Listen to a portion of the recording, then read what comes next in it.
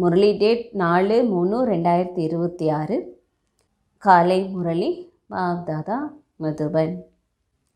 இனிய குழந்தைகளே, மனிதர்களை எழுப்புவதும் வழி சொல்வதும் உங்கள் வேலை. நீங்கள் எந்த அளவு ஆத்ம அபிமானியாகி தந்தையின் அறிமுகத்தை கொடுப்பீர்களோ அந்த அளவு நன்மை ஏற்படும். கேள்வி: ஏழை குழந்தைகள் தமது எந்த விசேஷத்தின் ஆதாரத்தில் செல்வந்தர்களை விட முன்னால் போகிறார்கள்? பதில்: ஏழைகளிடம் தானம் புண்ணியத்திற்கு அதிக மகத்துவம் இருக்கிறது. ஏழைகள் முழு மனதோடு பக்தியும் செய்கிறார்கள். காட்சிகளும் ஏழைகளுக்கு கிடைக்கின்றன. செல்வந்தர்களுக்கு தமது செல்வத்தின் போதை இருக்கிறது. பாவங்களை அதிகம் செய்கிறார்கள். அதனால் ஏழை குழந்தைகள் அவர்களை விட முன்னால் போகிறார்கள். பாடல்: ஓம் நமச்சிவாய. ஓம் சாந்தி. அம்மாவும் நீயே, அப்பாவும் நீயே.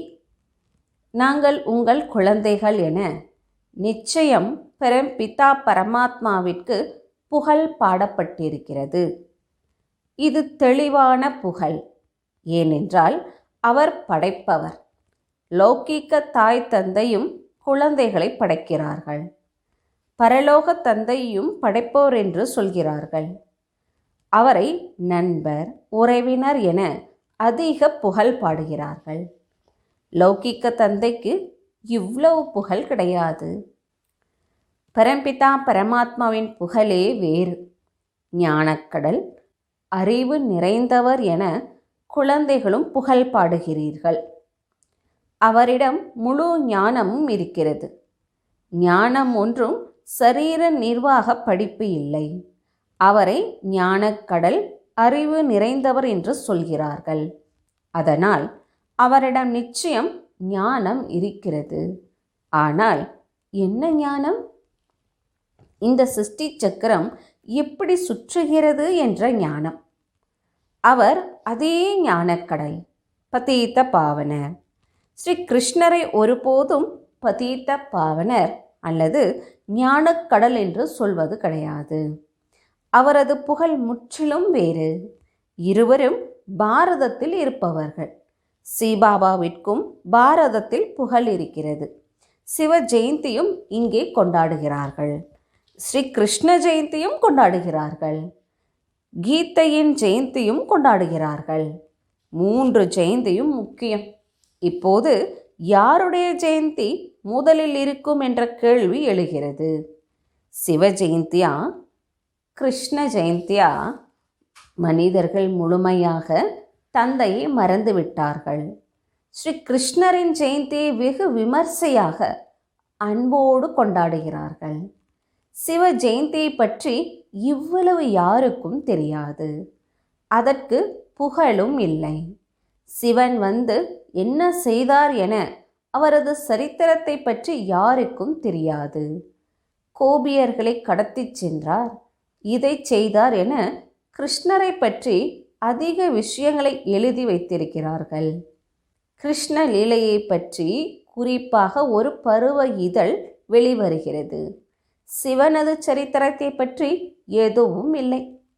ஸ்ரீ கிருஷ்ண ஜெயந்தி எப்போது ஏற்பட்டது? பிறகு கீதா ஜெயந்தி எப்போது ஏற்பட்டது? ஸ்ரீ கிருஷ்ணர் எப்போது பெரியவர் ஆவாரோ அப்போதே ஞானத்தை சொல்ல முடியும். கூடையில் வைத்து வேறு இடத்திற்கு எடுத்து சென்றதாக ஸ்ரீ கிருஷ்ணருடைய குழந்தை பருவத்தை காட்டுகிறார்கள். ரதத்தில் நிற்பதாக, சக்கரத்தை சுழற்றுவதாக பெரியவராக காட்டுகிறார்கள். அப்போது 16-17 வயது இருக்கலாம். மற்ற சித்திரங்களை குழந்தை பருவத்திற்கே காட்டுகிறார்கள். இப்போது கீதை எப்போது சொன்னார்? அந்த நேரம் சொல்லியிருக்க முடியாது. இன்னாரை கடத்தினார், இதை செய்தார் என சொல்லும்போது அந்த நேரம் ஞானம் நன்றாக இருக்காது. எப்போது முதியவர் ஆவாரோ அப்போதே ஞானத்தை சொல்ல வேண்டும். கீதையை சில காலத்திற்கு பிறகு சொல்லியிருக்க வேண்டும்.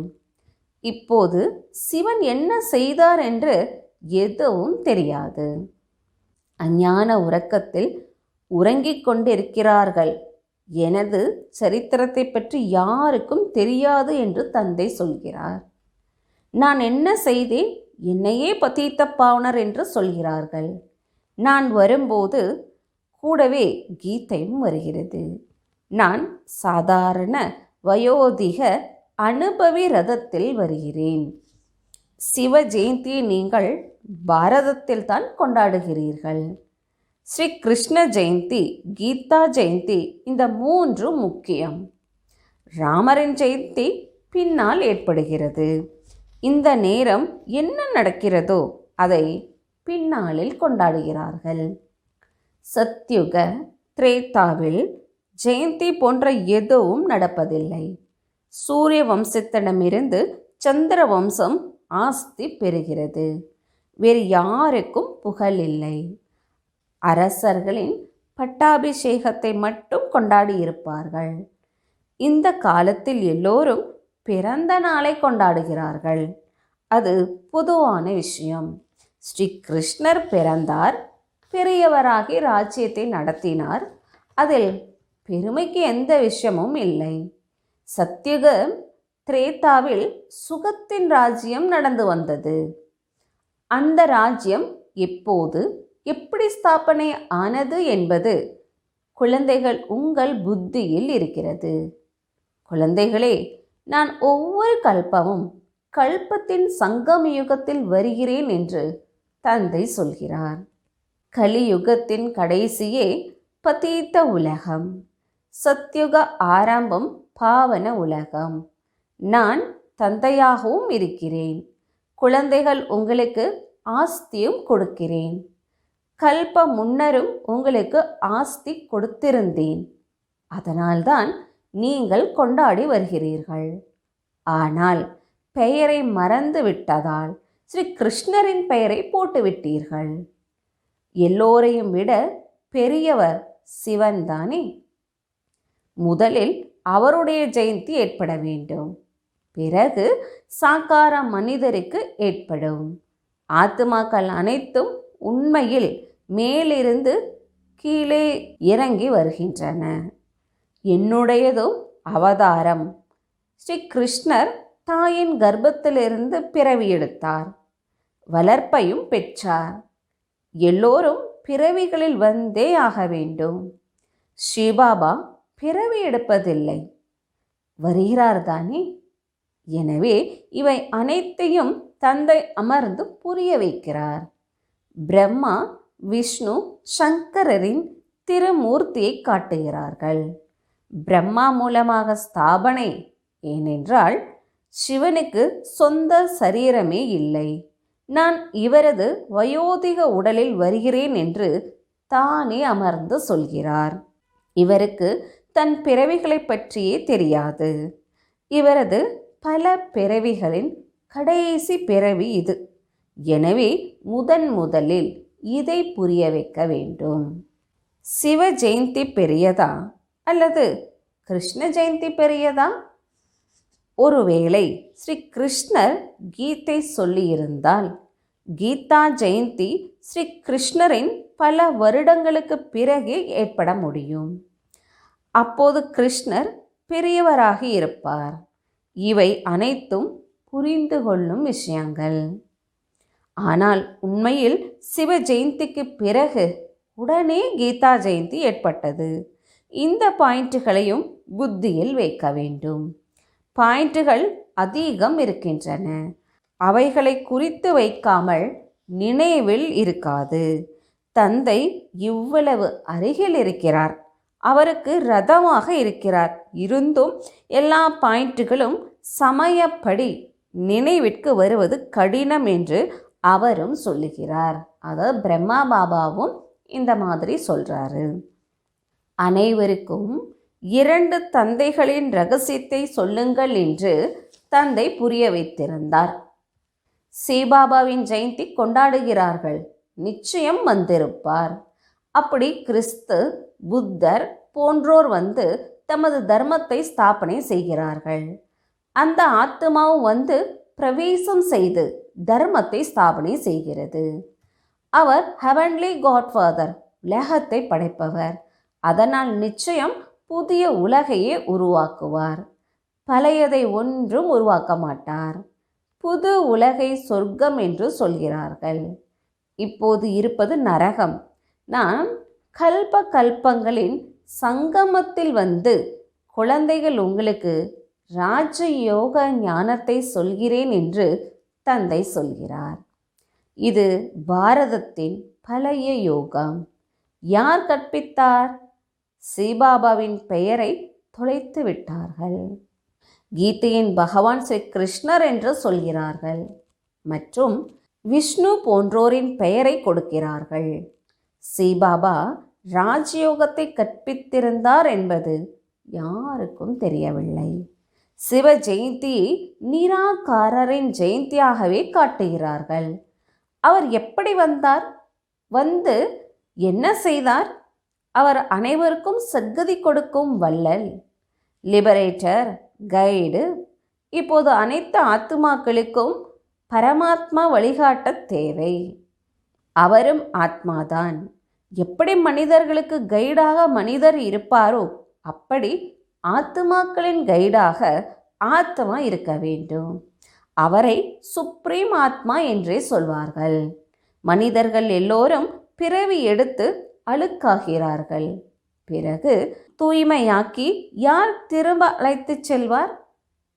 நானே வந்து தூய்மையாகும் வழியை சொல்கிறேன் என்று தந்தை சொல்கிறார். நீங்கள் என்னை நினைவு செய்யுங்கள், தேக சம்பந்தத்தை விடுங்கள் என்று கிருஷ்ணர் சொல்ல முடியாது. ஏன்னா அவர் 84 பிறவி எடுக்கிறார். அனைத்து உறவுகளிலும் வருகிறார். தந்தைக்கு சொந்த உடல் இல்லை. உங்களுக்கு இந்த ஆன்மீக யாத்திரை வந்து தந்தை கற்பிக்கிறார். இதுதான் ஆன்மீக குழந்தைகளுக்கு ஆன்மீக தந்தையின் ஆன்மீக ஞானம். ஸ்ரீ கிருஷ்ணர் ஒன்றும் யாருக்கும் ஆன்மீக தந்தை இல்லை. அனைவருடைய ஆன்மீக தந்தையும் நானே. நானே வழிகாட்ட முடியும். லிபரேட்டர், கைடு, பிளிஸ்ஃபுல், பீஸ்ஃபுல், எவர் பியூர் என்றெல்லாம் எனக்கே சொல்கிறார்கள். இப்போது ஆத்துமாக்கள் உங்களுக்கு ஞானத்தை கொடுத்து கொண்டிருக்கிறேன். நான் இந்த சரீரத்தின் மூலமாக உங்களுக்கு கொடுக்கிறேன் என்று தந்தை சொல்கிறார். நீங்களும் சரீரத்தின் மூலமாக ஞானத்தை பெற்று கொண்டிருக்கிறீர்கள். அவர்தான் காட்ஃபாதர். அவருடைய உருவையும் சொல்லியிருக்கிறேன்.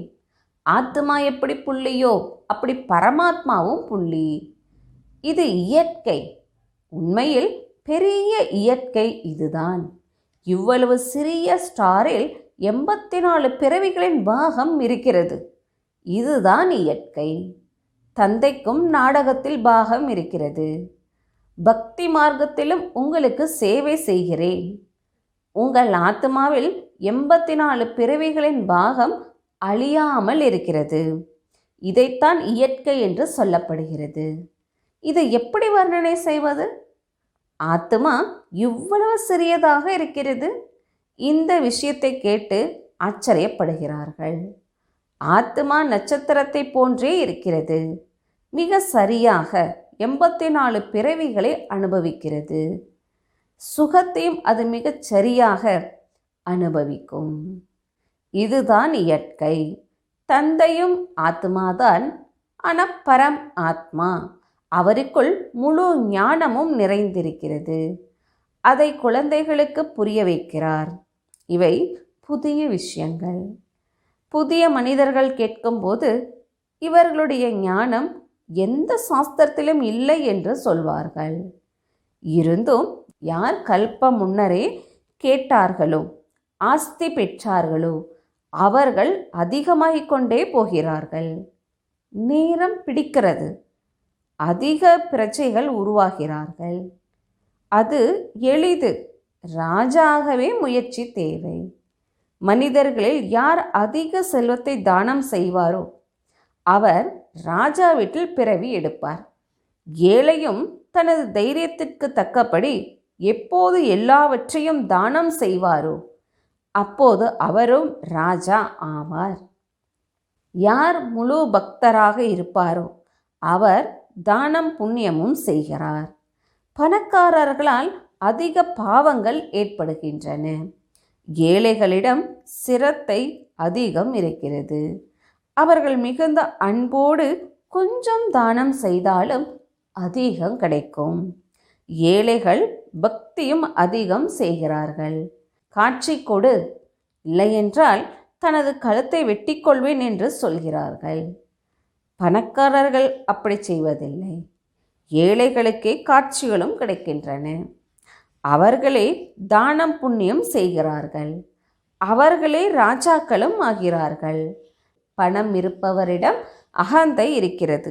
இங்கு ஏழைகளுக்கு 21 பிறவிகளுக்கு சுகம் கிடைக்கிறது. ஏழைகள் அதிகம், பணக்காரர்கள் பின்னால் வருவார்கள். எனவே எந்த பாரதம் இவ்வளவு உயர்வாக இருந்ததோ அது பிறகு இவ்வளவு ஏழையாக எப்படி ஆனது என்பதை இப்போது நீங்கள் புரிந்து கொள்கிறீர்கள். நிலநடுக்கம் போன்றவற்றில் மாளிகை எல்லாம் சென்றுவிட்டால் ஏழையாவார்கள். ராவண ராஜ்யமாக மாறியதால் ஐயோ ஐயோ ஆகிறது. பிறகு அப்படிப்பட்ட பொருட்கள் இருக்க முடியாது. ஒவ்வொரு பொருளுக்கும் ஆயுள் இருக்கிறது. அங்கே மனிதர்களின் ஆயுள் எப்படி நீளமாக இருக்குமோ அப்படி கட்டடத்தின் ஆயுளும் நீளமாக இருக்கும். தங்கத்தால் மார்பிளால் பெரிய பெரிய கட்டிடங்களை கட்டிக்கொண்டே போவார்கள். தங்கம் அதிக உறுதியாக இருக்கும். சண்டை நடப்பதால் கட்டிடங்கள் எப்படி உடைந்து சிதைகின்றன என்பதை சினிமாவிலும் காட்டுகிறார்கள். பிறகு கட்டுகிறார்கள். அவற்றை அப்படி கட்டுகிறார்கள். சொர்க்கத்தின் மாளிகைகளை கட்டும் போதும் அவற்றை மேஸ்திரி எப்படி கட்டுகிறார் என்பதை காட்டுவதில்லை. அதே கட்டிடம் இருக்கும் என்பதை புரிந்து கொள்கிறார்கள். போக போக உங்களுக்கும் காட்சிகள் கிடைக்கும் என விவேகம் சொல்கிறது. இந்த விஷயங்களோடு குழந்தைகளுக்கு சம்பந்தம் இல்லை. குழந்தைகள் படிப்பை படிக்க வேண்டும். சொர்க்கத்தின் எஜமானர் ஆக வேண்டும். சொர்க்கமும் நரகமும் அநேக முறை கடந்து சென்றிருக்கின்றன. இப்போது இரண்டும் கடந்துவிட்டன. இப்போது இருப்பது சங்கமம். சத்யுகத்தில் இந்த ஞானம் இருக்காது. இந்த நேரம் குழந்தைகள் உங்களிடம் முழு ஞானமும் இருக்கிறது. லக்ஷ்மி நாராயணருக்கு இந்த ராஜ்யத்தை கொடுத்தது யார் என்பது இப்போது குழந்தைகள் உங்களுக்கு தெரியும். இவர்கள் இந்த ஆஸ்தி யாரிடமிருந்து பெற்றார்கள்? இங்கே படிப்பை படித்து சொர்க்கத்தின் எஜமானர் ஆகிறார்கள். பிறகு அங்கே சென்று மாளிகை போன்றவற்றை கட்டுகிறார்கள். சர்ஜனும் பெரிய பெரிய மருத்துவமனைகளை கட்டுகிறார் தானே. தந்தை குழந்தைகள் உங்களுக்கு நாளுக்கு நாள் நல்ல நல்ல பாயிண்ட்டுகளை சொல்லிக்கொண்டே இருக்கிறார். மனிதர்களை எழுப்புவதும் வழி சொல்லுவதும் உங்கள் வேலை. தந்தை எவ்வளவு அன்போடு அமர்ந்து புரிய வைக்கிறார். ஆத்ம அபிமானி ஆவதற்கே நீங்கள் எல்லா முயற்சியும் செய்ய வேண்டி இருக்கிறது. யார் ஆத்ம அபிமானி ஆகி தந்தையின் அறிமுகத்தை அமர்ந்து கொடுப்பாரோ அவர் பலருக்கு நன்மை செய்வார். முதலில் தேக அபிமானம் வருவதால் மற்ற விகாரங்கள் வருகின்றன.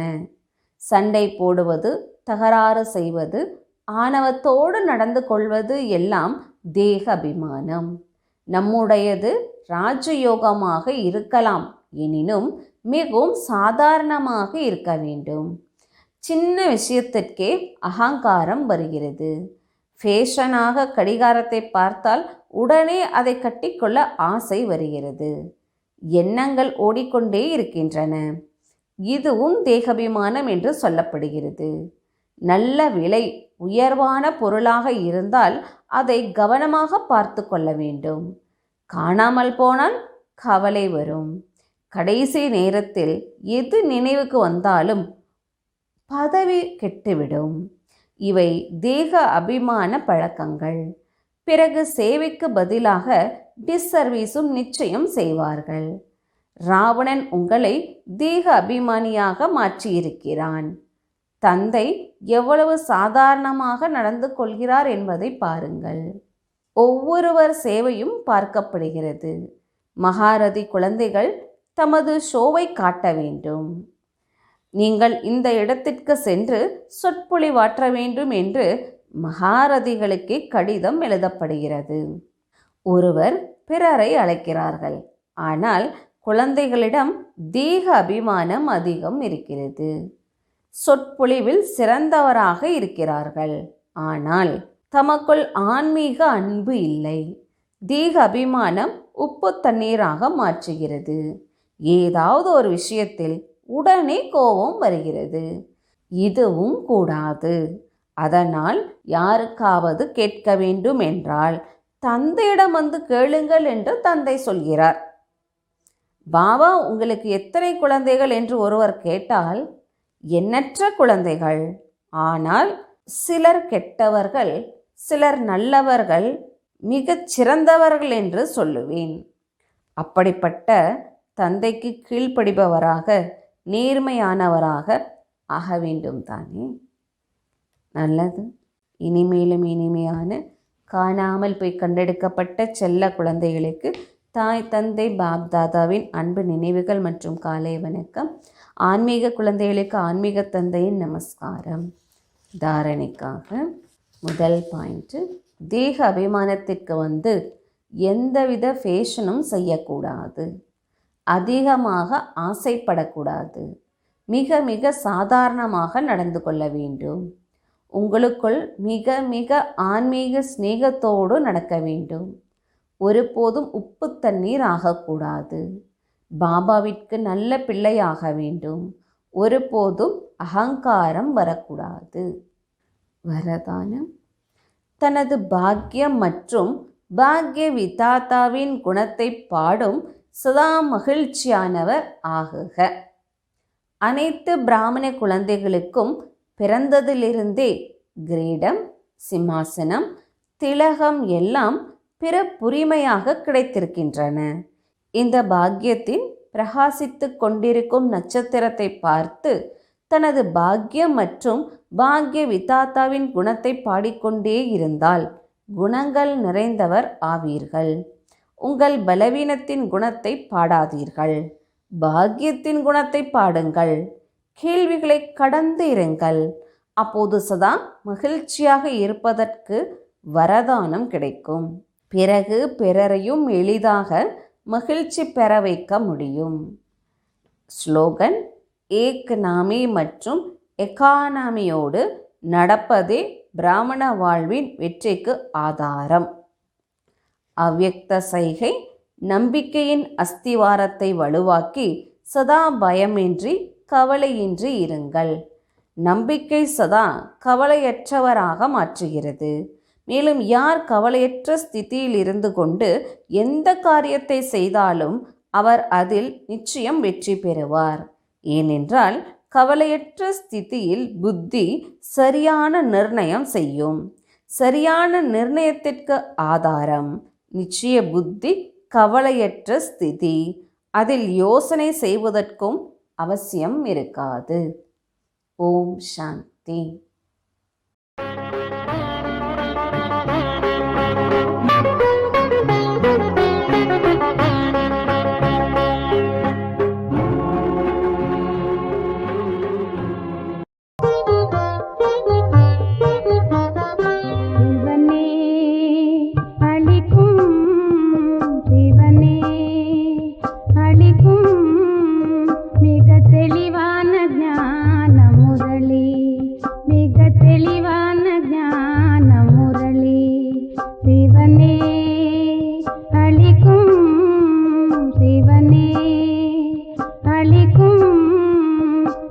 தெளிவா